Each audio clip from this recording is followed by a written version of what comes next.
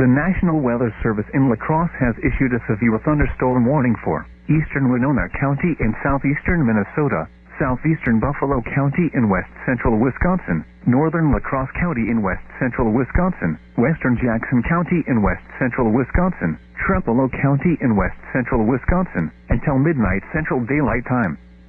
At 11:16 p.m., severe thunderstorms were located along a line extending from near Lake Holly to near Mondovi to near Kellogg, moving east at 55 miles per hour. Hazard, 70 miles per hour wind gusts. This is a radar-indicated threat. Impact, expect considerable tree damage. Damage is likely to mobile homes, roofs, and outbuildings. Severe thunderstorms will be near Osseo and Independence around 11:35 p.m. Arcadia and Whitehall around 11:40 p.m. Fairchild and Price around 11:45 p.m. Blair around 11:50 p.m. For your protection, move to an interior room on the lowest floor of a building.